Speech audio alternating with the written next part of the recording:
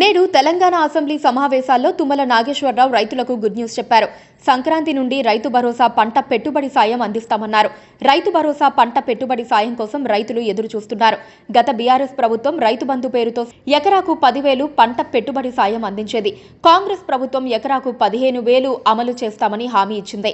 కాంగ్రెస్ అధికారంలోకి వచ్చి ఏడాది దాటినా ఇప్పటి వరకు రైతు భరోసా పెట్టుబడి సాయం అందించలేదు.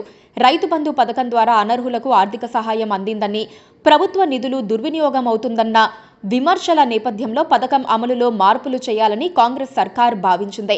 డిప్యూటీ సీఎం బట్టి విక్రమార్క నేతృత్వంలో కేబినెట్ సబ్ కమిటీని సైతం నియమించి ఉమ్మడి జిల్లాల వారీగా పథకం అమలుపై ప్రజాభిప్రాయ సేకరణ ప్రక్రియ నిర్వహించింది. రైతు భరోసా అంశంపై అసెంబ్లీలో నేడు చర్చ పెట్టారు. ఈ అంశంపై మాట్లాడిన వ్యవసాయ శాఖ మంత్రి తుమ్మల నాగేశ్వరరావు కీలక ప్రకటన చేశారు. రైతులకు గుడ్ న్యూస్ చెప్పారు.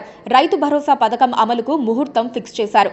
సంక్రాంతి నుంచి రైతు భరోసా అమలు చేస్తామని మంత్రి స్పష్టం చేశారు. విధి విధానాలు ఖరారు చేసి రైతుల అకౌంట్లలో డబ్బులు జమ చేస్తామన్నారు. గత బీఆర్ఎస్ ప్రభుత్వ హయాంలో సాగులో లేని భూములకు సైతం రైతు బంధు నిధులు జమ చేసినట్లు చెప్పారు.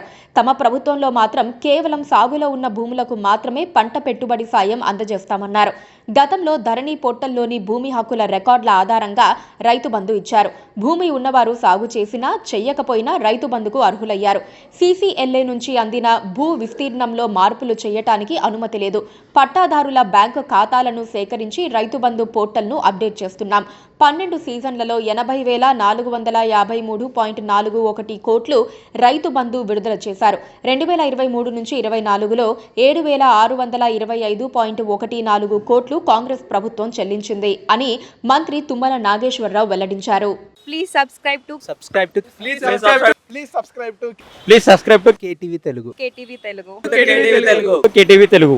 KTV Telugu. KTV Telugu channel.